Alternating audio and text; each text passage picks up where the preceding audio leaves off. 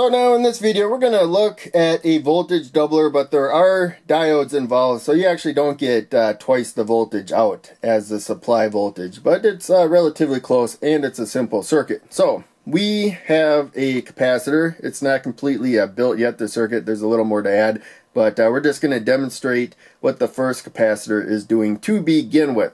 So we are charging through a diode because the jumper here, which I'm using to simulate a single throw, there's I'm not going to move this connection at all, double throw. There's two spots. I'm going to put it right there, switch. So in any case, as you can see, the capacitor charges to about 4.4 volts right there because we're losing about 0.6 volts if we use a rectifier diode like we are here. There's a gray band there. That's the cathode. So that's the direction it conducts, positive to negative. It will not conduct that way. Now we're going to look at why we want that. So we have the capacitor charged to 4.4 volts instantly because we're just got a rectifier diode from the positive supply. So I'm using 100 microfarad. I may use 1,000 microfarad in this circuit, but nothing higher than that. 100 microfarad might be about the limit you want. But in any case, it will charge basically instantly, and then we connect it to the positive supply. So in relationship to 0 volt ground here, we're just going to measure with the multimeter in this video, but you could have a load as well. Right when you switch to the +5 right there, we got that charge to 4.4 volts. That side more negative, that side more positive. So since we got positive to negative, and then this positive is in relationship to ground, their voltages are going to add up to 9.4 volts.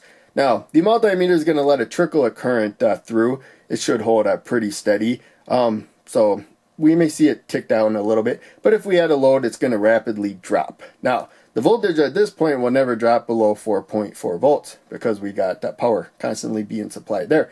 But, well, we have this total voltage more than 4.4 volts. Current is going to flow through the capacitor right there. And ultimately, we got 5 volts there. If this is headed towards the negative supply, it's going to reverse charge. So we need to avoid that. We don't want to leave it connected like this very long if we're powering a load directly. We're going to use a diode later on to prevent that damage. But for now, this could reverse charge. So we need to recharge it as quick as possible for the most part. Recharge it and then jump back up. And then we get that voltage back up. And that's what this capacitor down here is going to be for, to catch that charge. But first, let's take a visual look at this circuit.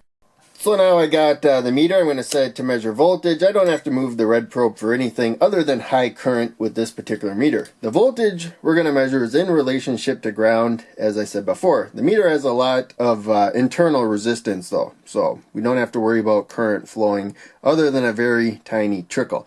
And so it will make a tiny difference if you're really nitpicky like you see here. We have 5 volts at the supply. I could actually show that first. 5 volts there, just a speck shy. And we're getting more here because we're not asking for current out of it. But in any case, we got the negative side of the 100 microfarad capacitor right there because we are doing short circuiting. And so you want a low value capacitor if you're going to do short circuits. But there we go to the positive supply. You can see we got double that voltage. We only had 5 at the supply before. Not quite double because again we got the diode drops, but it's close. Now we're going to add another diode and a capacitor. We're going to use the same value there, 100 microfarad, to make this a more practical circuit. So it's a smaller 100 microfarad capacitor. It came out of a different kit, but we can charge these up to 50 volts. That's one thing to be aware of. So I'm going to put this to the negative supply.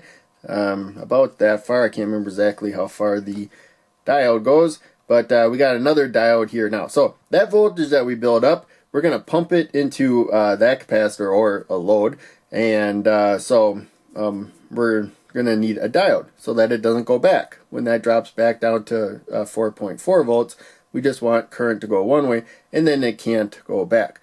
So we're going to add another capacitor right there from that point we just measured to another capacitor right there. And now This is going to build up charge over time as we pump into it and maintain that charge as long as we don't ask for more current out of it than we're getting into it. And now we'll take another voltage measurement. So I'm just setting it to voltage again. I don't have to move the red probe for this. We're just going to measure the voltage across this capacitor now. And I have a resistor there to help discharge it. If I yank it, we should see the voltage go up. And so that is the supply voltage minus the 2 diode drops right there. And we have that jumper to the negative supply. You're going to see that it's not going to jump right to plus 9 volts at this time. More than 9 volts, I should say. We have to give it a series of pulses. But it's pumping up. So if a load needs current, of course this would have to be even quicker to keep up with that current demand. But ultimately, usually use some kind of digital switch. You don't use a mechanical switch like this, but it just keeps jumping back and forth between the positive supply and the negative supply over there. And then you can provide a significant current. I should have pushed these in further. And maintain that voltage as long as you go quick enough. So in any case, let's go back to the negative there. That's the best spot to keep that capacitor charged. And I will turn the multimeter off and we'll jump back to my diagram.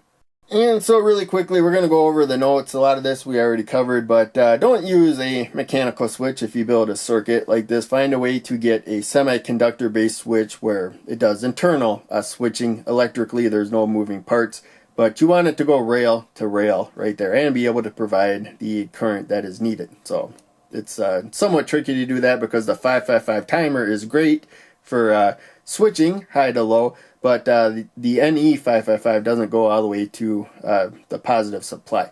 There are CMOS versions that do, but you got to find them. The common ones don't. You only get about 3.5 volts, so you're not going to get that full voltage. Yeah, you can charge it completely that way to about 4.4 volts through a rectifier diode, but then when you connect to the positive supply, it's only going to add about 3.5 volts approximately. So semiconductor switch, but use one that goes rail to rail. Now, so we got about 8.8 volts out, and we want to limit current too. I think I mentioned that. So this smaller value right there, that pertains to that capacitor right there. You can keep pumping current into a larger capacitor. Doesn't matter. The current will be limited by that capacitor and how fast you switch it. And so this one can be larger. That's no big deal.